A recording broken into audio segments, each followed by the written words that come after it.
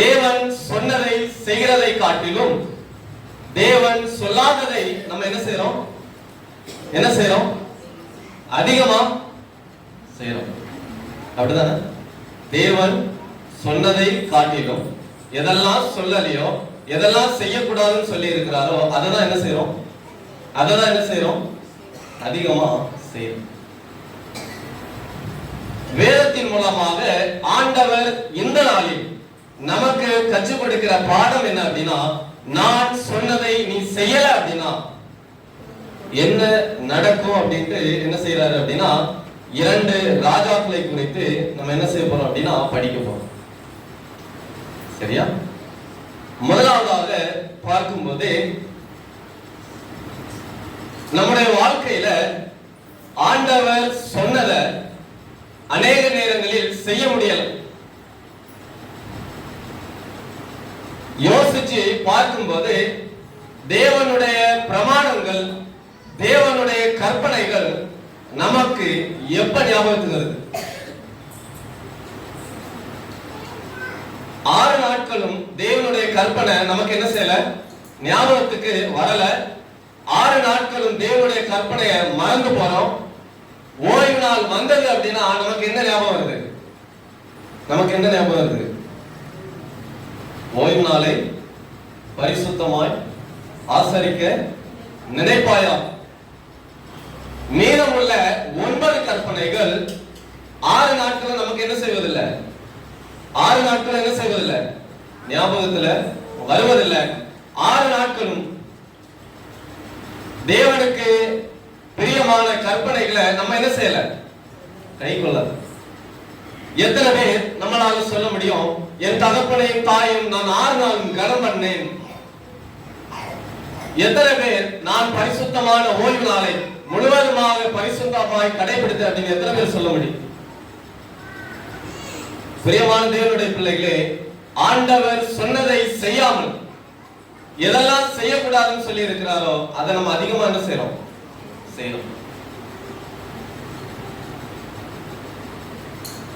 10 கற்பனையில் ஆண்டவர் மனிதர்களுக்காக கொடுத்த கற்பனை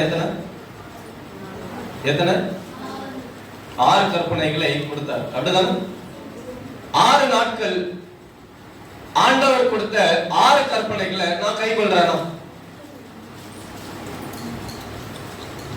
யோசிச்சு பாருங்க. தேவன் சொன்னதை செய்ய முடியல, தேவனுடைய வார்த்தைகளை மறந்து போறோம், தேவனுடைய கற்பனைக்கு கீழ்ப்படியல. கீழ்ப்படியாமையின் வீழ்ச்சியை இந்த நாள்ல என்ன செய்ய போறோம் அப்படின்னா படிக்க போறோம். சரியா? முதலாவதாக சவுல் ராஜாவை குறித்து நம்ம என்ன செய்ய போறோம் அப்படின்னா படிக்க போறோம். சரியா? சவுல் ராஜாவை குறித்து என்ன செய்ய போறோம் அப்படின்னா படிக்க போறோம். இந்த சவுல் யார் அப்படின்னு பார்த்தோம் அப்படின்னா, வேதத்தை நாம் வாசிக்கும் போது 1 சாமுவேலின் புத்தகம் 9வது அதிகாரத்திலிருந்து 31வது அதிகாரம் வரை இந்த சவுலை குறித்து என்ன செய்யலாம், நாம் வேதத்துல படிக்கலாம். சரியா? 1 சாமுவேல் 9வது அதிகாரம் முதல் 31வது அதிகாரம் வரை சவுல் ராஜாவை குறித்து நம்ம என்ன செய்யலாம் அப்படின்னா வேதத்துல படிக்கலாம். இந்த சவுல் ராஜாவை குறித்து படிக்கும் போது, சவுல் ராஜா இஸ்ரவேலர்களின் முதல் ராஜாவாக என்ன செஞ்சாராம்? நியமிக்கப்பட்ட ஒரு ராஜா. சரியா? இஸ்ரவேலர்களின் முதல் ராஜா யாரு? சவுல் ராஜா. சரியா? இந்த சவுல் ராஜாவை யார் ஏற்படுத்தினார், சவுல் ராஜாவை யார் அழைப்பித்தார் அப்படின்ட்டு பார்க்கும்போது, அவருடைய வாழ்க்கையை நாம் படிக்கும் போது இந்த சவுல் ராஜா எப்படி இருப்பாரு அப்படின்னு பார்த்தோம் அப்படின்னா, எல்லா மனிதர்களை காட்டிலும் உயரமா இருப்பார். சரியா? நல்லா புரிஞ்சுக்கோங்க. சவுல் ராஜா எப்படி இருப்பாரு அப்படின்னா, எல்லா மனிதர்களை காட்டிலும் எப்படி இருப்பார்? உயரமா இருப்பார், அழகா இருப்பார். சரியா? இந்த சவுல் எந்த கோத்திரத்தை சேர்ந்தவர் அப்படின்னா, பெஞ்சமின் கோத்திரத்தை சேர்ந்த மனிதர் தான் யார் அப்படின்னா இந்த சவுல் ராஜா. இந்த சவுலை குறித்து படிக்கும் போது அவருடைய வீட்டில் வளர்க்கப்பட்ட கழுதைகள் என்ன செய்யப்பட்டது அப்படின்னா ஒரு நாள் காணாம போச்சு. சரியா? ஆண்டவருடைய திட்டத்தை நல்லா புரிஞ்சுக்கிட்டோம். இவங்க வீட்டுல என்ன இருந்தது அப்படின்னா கழுதைகள் இருந்தது. கழுதைகள்லாம் என்ன செய்யப்பட்டது அப்படின்னா மேய்க்க போனத இன்னும் வீட்டுக்கு வரல, அதெல்லாம் காணாம போச்சு. இப்ப என்ன நடக்குது அப்படின்னு பார்த்தோம் அப்படின்னா சவுல் ராஜாவின் தந்தை என்ன பண்றாரு அப்படின்னா சவுல்ட சொல்றாரு, கழுதைகள் என்ன செய்யும் தேடி கண்டுபிடிச்சு கூட்டிட்டு வா அப்படின்ட்டு சொல்றாரு. சவுல் ராஜாவும் என்ன செய்யறாரு அப்படின்னா சவுல் ராஜாவும் சவுலோடு கூட இருந்த ஒரு வேலை ஆளும் என்ன செய்யறாங்க அப்படின்னா கழுதைகளை தேடி வெகு தூரம் என்ன செய்யறாங்க அப்படின்னா போறாங்க. நிறைய இடங்கள்ல தேடுறாங்க, ஆனா என்ன கண்டுபிடிக்க முடியல அப்படின்னா கழுதைகளை கண்டுபிடிக்க முடியல. சரியா? இன்னைக்கு ஒரு வேலை அநேக நேரங்கள்ல கழுதைகளை நம்ம என்ன செய்யறது இல்ல, பார்க்க முடியதில்லை. ஆனா அந்த காலத்தில் கழுதைகள், மாடுகள், ஆடுகள் எல்லாம் என்னதான் அந்த வீட்டின் சொத்து. சரியா? அது இல்லாம அவங்களுக்கு என்ன கிடையாது, வருமானங்கள், வேலைகளோ கிடையாது அப்படின்ட்டு சொல்லப்படுது. இப்போ இந்த வேலையாளும் இந்த சவுல என்ன செய்யறாங்களா அப்படின்னா இந்த கழுதைகளை தேடி பிரயாணம் பண்ணி போறாங்களாம். ஆனாலும் என்ன காணலையும் அப்படின்னா அந்த கழுதைகள் என்ன செய்யல, கண்டுபிடிக்க முடியல. ஒரு இடத்துல போய் உட்கார்ந்து சவுல் சொன்னாரா வேலைக்காரனை பார்த்து, நம்ம ரொம்ப தூரம் வந்துட்டோம், இனி கழுதைகளை நம்மளால என்ன செய்ய முடியாது, கண்டுபிடிக்க முடியாது, நம்ம வீட்டுக்கு போயிருவோம், என்னுடைய தகப்பன் என்னை தேடுவார் அப்படின்ட்டு வேலைக்காரன்ட்ட சொன்னார். இந்த வேலைக்காரன் சொன்னானா, உம்முடைய கழுதைகளை கண்டுபிடிப்பதற்கு ஒரு மனிதர் இருக்கிறார், நம்ம அந்த மனிதரை போய் என்ன செய்யலாம், சந்திக்கலாம், அந்த மனிதர்கிட்ட போய் கேட்டோம் அப்படின்னா நம்முடைய கழுதைகள் கிடைக்கும் அப்படின்ட்டு போனாங்க. பிரயாணம் பண்ணி போனாங்களாம். அந்த நபர் யார் அப்படின்னு பார்த்தோம் அப்படின்னா சாமுவேல் தீர்க்கதரிசியை தேடி என்ன செஞ்சாங்களாம் சவுல் ராஜாவும் சவுலோடு கூட இருந்த வேலைக்காரனும் போனாங்க.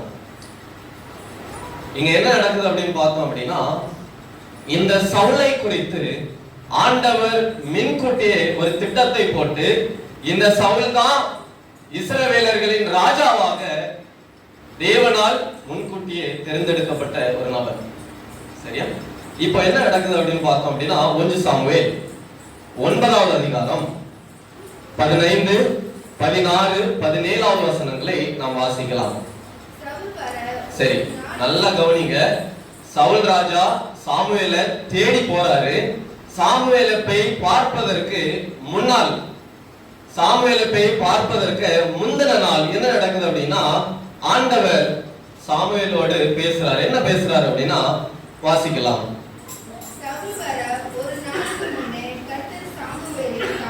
சரி, நல்லா படிங்க. சாமுவேல் வர ஒரு நாளுக்கு முன்னே கர்த்தர் சாமுவேலின் காது கேட்க வாசிக்கலாம்.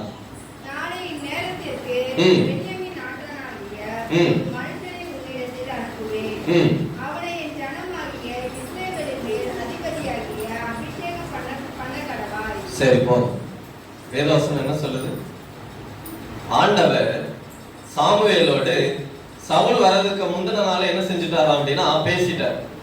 பெஞ்சமின் கோத்திரத்துல இருந்து ஒருவன் வருவான், அவன் தான் யாரு, இஸ்ரவேலர்களை ஆளப் போகிறவன், அவனை என்ன செய்யணும், அபிஷேகம் செய்து ராஜாவாக அமர்த்த வேண்டும் என்ற வாக்குறுதி ஆண்டவர் என்ன செஞ்சாராம் சவுல் ராஜா வரதுக்கு முன்னாடி என்ன செஞ்சுட்டாராம் சாமுவேல்ட்ட சொல்லிட்டார்.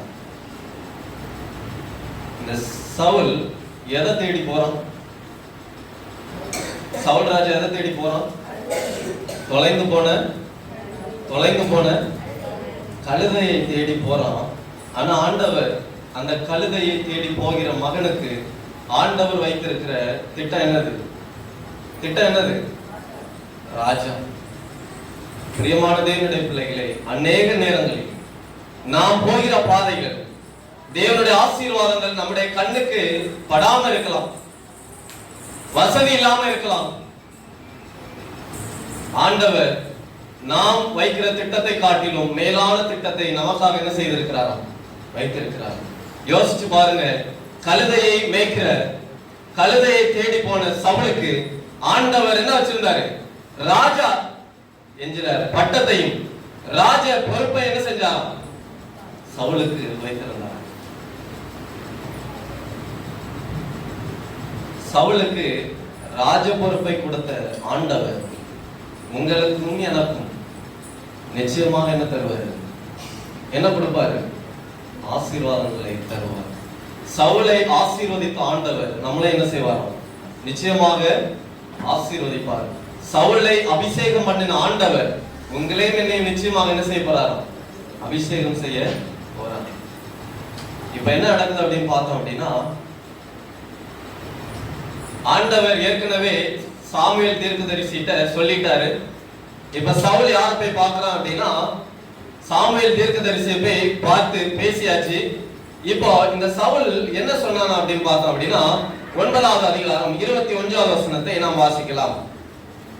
அப்பொழுது சவுல் உத்தரமாக, நான் இஸ்ரவேல் கோத்திரங்களிலே சிறிதான பென்யமீன் கோத்திரத்தான் அல்லவா? பென்யமீன் கோத்திரத்துக்கு குடும்பங்களில் எல்லாம் என் குடும்பம் அற்பமானது அல்லவா? நீர் இப்படிப்பட்ட வார்த்தையை என்னிடத்தில் சொல்லுவானேன் என்றான். சரி, என்ன வேதவசனம் அழகா சொல்லுதுன்னு பாருங்க. என் குடும்பம் பெரிய குடும்பம் கிடையாது, என் குடும்பம் சின்ன குடும்பம், என் கோத்திரம் பெரிய கோத்திரம் கிடையாது, என் கோத்திரம் சின்ன கோத்திரம் அப்படின்ட்டு தன்னை தாழ்த்துகிற காரியத்தை படிக்கிறோம். சரியா? இன்னைக்கு அநேக நேரங்கள்ல நாமும் பெரிய கோத்திரம் அல்ல, நாமும் நம்முடைய குடும்பமும் வசதியானதல்ல, ஆனாலும் வசதி இல்லாத தகுதி இல்லாத கோத்திரத்தில் இருந்து ஆண்டவர் ஒரு மனிதனை நியமித்து அவனை எங்க வைத்தாராம்? ராஜாவாக, எல்லாவற்றிற்கும் மேலாக அவனை அரண்மனையில உட்கார வைத்தார். பாத்தீங்களா? அந்த ஆண்டவர் உங்களையும் என்னையும் நிச்சயமாக எங்க நிறுத்துவாராம்? பரலோக ராஜ்யத்துல, அந்த சிங்காசனத்துல உட்கார வைப்பார். இப்ப என்ன நடக்குது அப்படின்னு பார்த்தோம் அப்படின்னா, ஆண்டவர் சவுலுக்கு அதிகாரத்தையும் பொறுப்பையும் கொடுத்து ராஜாவாக நியமித்து வைக்கிறார். இந்த சவுல் என்ன பண்ணாங்க அப்படின்னா, இல்ல நான் தகுதி இல்லாதவன், என் குடும்பம் சிறிய குடும்பம், என் கோத்திரம் சிறிய கோத்திரம் அப்படின்ட்டு தன்னை தாழ்த்தினா அப்படின்ட்டு வேதத்துல படிக்கிறோம். தேவனால் தேர்ந்தெடுக்கப்பட்டு சாமுவேல் தீர்க்கதரிசியால் அபிஷேகம் செய்யப்பட்டு ராஜாவாக அமர்த்தப்பட்டார் சவுல் ராஜா. இப்ப என்ன நடக்குது அப்படின்னு பார்த்தோம் அப்படின்னா, பரிசுத்த ஆவியானவர் சவுல் ராஜாவோடு கூட இருக்கிறாரு. சவுல் ராஜா போகிற பிரயாணங்களை எல்லாவற்றிலும் கூட இருக்கிறாரு. சவுல் ராஜா போகிற யுத்தத்துல எல்லாவற்றிலும் வெற்றி பெறாரு. இப்போ இந்த சவுல் ராஜாவின் வாழ்க்கையில இருந்து நம்ம என்ன கற்றுக்கொள்ளுகிறோம் அப்படின்னு பார்த்தோம் அப்படின்னா, ஆண்டவருடைய வார்த்தைக்கு நம்ம எப்ப கீழ்ப்படியாம போகிறோமோ, நாம் எவ்வளவு உயரத்தில் இருந்தாலும் ஆண்டவர் நிச்சயம் எங்க கொண்டு வர கீழே கொண்டு வர. நாம் எவ்வளவு வசதியாக இருந்தாலும் சரி, எவ்வளவு செல்வ செழிப்பாக இருந்தாலும் சரி, ஆண்டவருடைய வார்த்தைக்கு நீங்களும் நானும் கீழ்ப்படியவில்லை என்றால் நிச்சயமாக ஆண்டவர் நம்ம எங்க கொண்டு வருவார்? கீழே கொண்டு வருவார்.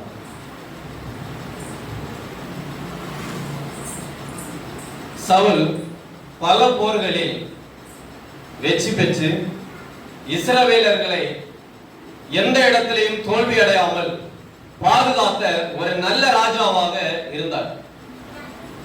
இங்க என்ன நடக்குது அப்படின்னு பார்த்தோம் அப்படின்னா, நாட்கள் கடந்து செல்ல தேவனுக்கு விரோதமாக தேவனுடைய வார்த்தைக்கு கீழ்ப்படியாம இந்த சவுல் ராஜா என்ன செஞ்சாராம்? வாழ்ந்தார் அப்படின்ட்டு படிக்கிறோம். சரியா? 1 சாமுவேல் 15வது அதிகாரம் 22, 23 ஆகிய 2 வசனங்களை நாம் வாசிக்கலாம். 1 சாமுவேல் 15வது அதிகாரம். அதற்கு சாமுவேல்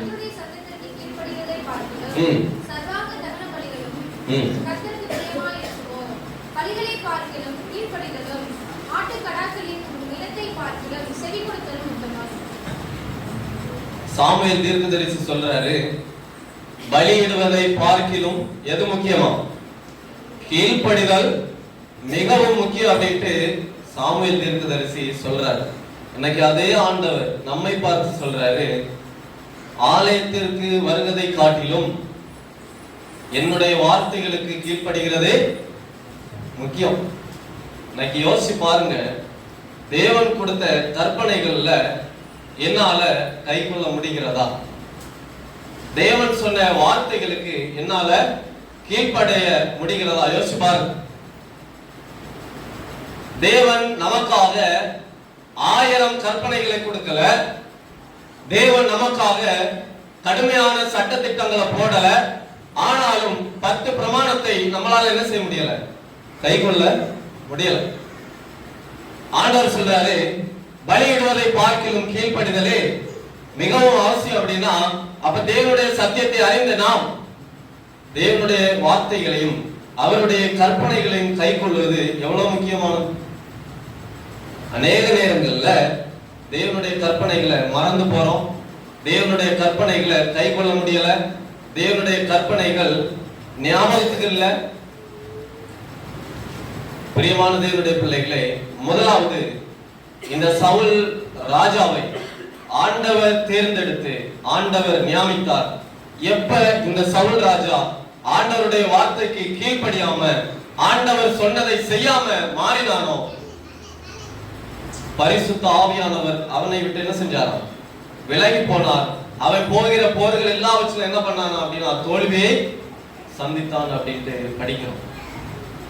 கடைசியில் அவனுடைய மரணம் எப்படி இருந்தது அப்படின்னு பார்க்கும்போது, அவனுடைய கையில் இருந்த வாளினால் அவனே என்ன செஞ்சாராம்? வாள் மேல விழுந்து அவன் மரித்து போனான் அப்படின்ட்டு படிக்கிறோம். ராஜாவாக உயர்த்தினவர் தேவனுடைய வார்த்தைக்கு கீழ்ப்படியாததனால இன்னைக்கு என்ன செஞ்சாராம்? ராஜ பதவியை இழந்து மரித்து போனார் அப்படின்ட்டு படிக்கிறோம். பிரியமான தேவனுடைய பிள்ளைகளே, இன்னைக்கு நீங்களும் நானும் தேவனுடைய வார்த்தைக்கு கீழ்ப்படியல. தேவனுடைய பிரமாணத்தை நாம் அலட்சியப்படுத்துகிறோம்.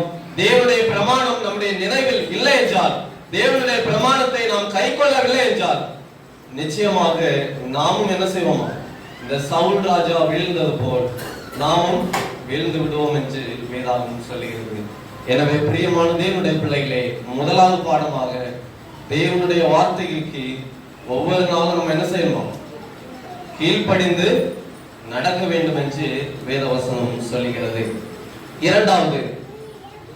இரண்டாவது பாடமாக என்ன படிக்கிறோம் அப்படின்னா, ஆண்டவர் சவுலை பார்க்கும்போது சவுல் ராஜா ஆண்டவருக்கு பிரியமில்லாத காரியத்தை செஞ்சார்.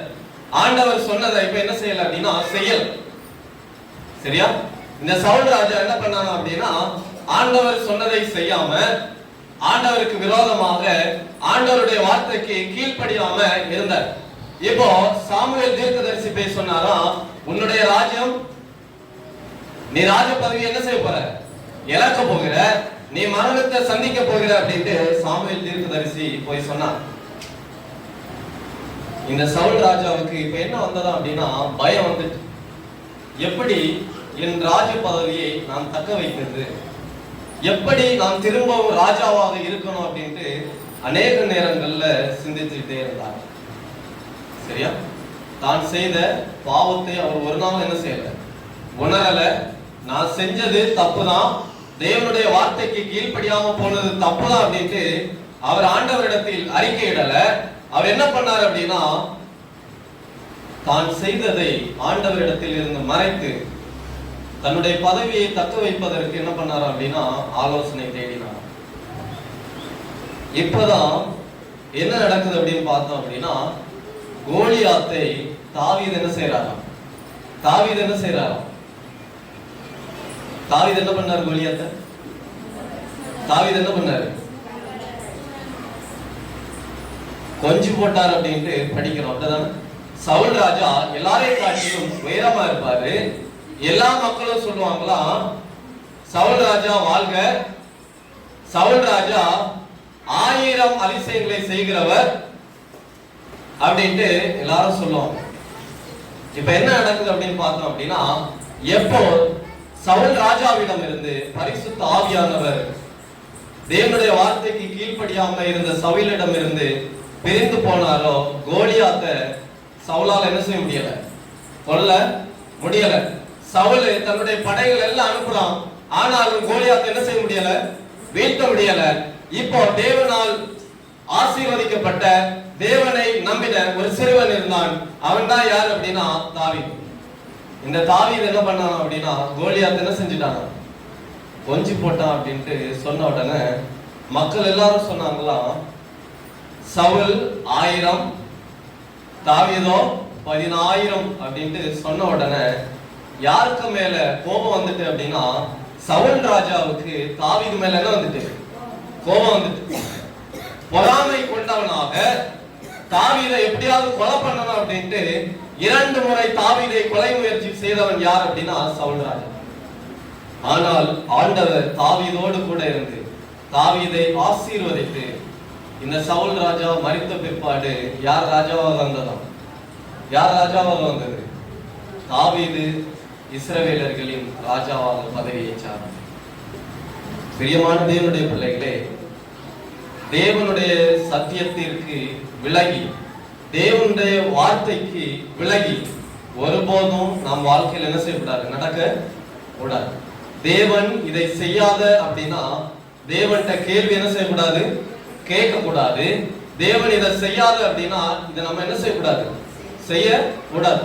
இன்னைக்கு யோசிச்சு பாருங்க, தேவன் செய்யாததையும் தேவன் செய்ய சொன்னதையும் என் வாழ்க்கையில் நான் லிஸ்ட் போட்டு பார்த்தேன் அப்படின்னா தேவன் சொன்னதை செய்கிறது 2 இருந்தது அப்படின்னா தேவன் சொல்லாததை நான் செய்கிறது 1000 என்ன செய்யுது. எதை சாப்பிடாத அப்படின்னு சொன்னதை நம்ம என்ன செய்யறோம், சாப்பிடுறோம். எதை பேசாத அப்படின்னா அதை பேசுறோம். எதை செய்யாத அப்படின்னா அதை செய்யறோம். ஆண்டவருக்கு பிரியம் இல்லாம அவருடைய வார்த்தைக்கு கீழ்ப்படியல அப்படின்னா நீங்கள் எவ்வளவுக்கு உயரமாக இருந்தாலும் ஆண்டவர் உங்களை எங்க கொண்டு வந்துருவாராம், கீழே கொண்டு வந்துருவாரு. ஆண்டவரால் ஒரு மனிதனை உயர்த்தவும் முடியும், அவரால் என்ன செய்ய முடியும், கீழே தாழ்த்தவும் முடியும். ஆண்டவருடைய வார்த்தைக்கு நாம் கீழ்ப்படிந்து இருந்தோம் என்றால் நிச்சயமாக சவுலை ராஜாவாக்கின ஆண்டவர் உங்களையும் என்னையும் உயர்ந்த இடத்துல என்ன செய்வார், வைப்பார். ஆனால் ஒன்னே ஒண்ணு நாம் செய்ய வேண்டியது என்ன அப்படின்னா அவருடைய வார்த்தைக்கு நம்ம என்ன செய்யணும், கீழ்ப்படியணும். இன்னைக்கு அந்த கீழ்ப்படிதல் நம்மளிடத்துல என்ன செய்யல, நம்மளிடத்துல இல்ல.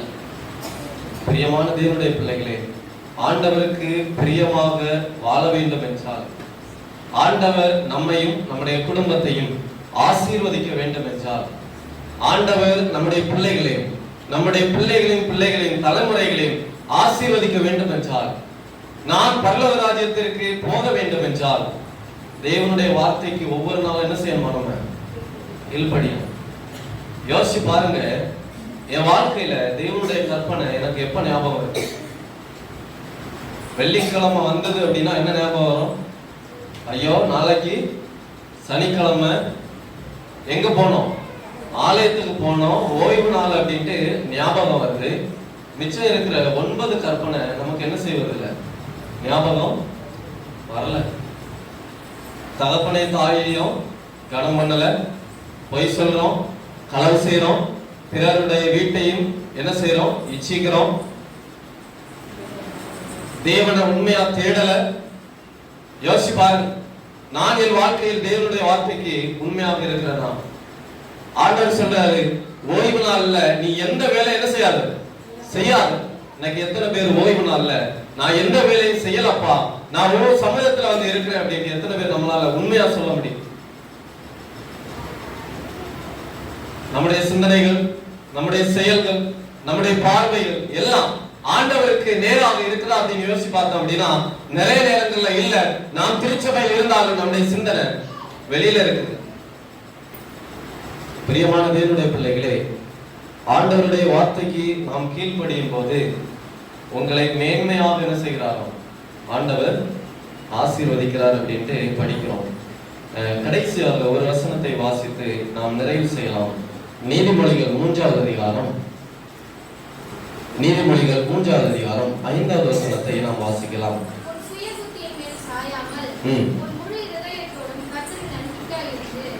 சரி, வேதவசனம் என்ன சொல்லுது? உன் சுய புத்தியின் மேல என்ன செய்யாத, சாயாத.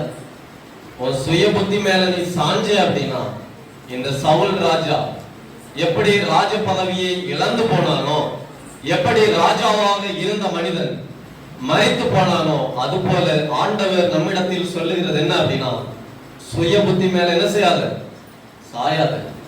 ஆண்டவர் உனக்காக என்ன வைத்திருக்கிறாரு, ஒரு திட்டத்தை வைத்து உனக்காக ஒரு பாதையை போட்டு வைத்திருக்கிறாரு.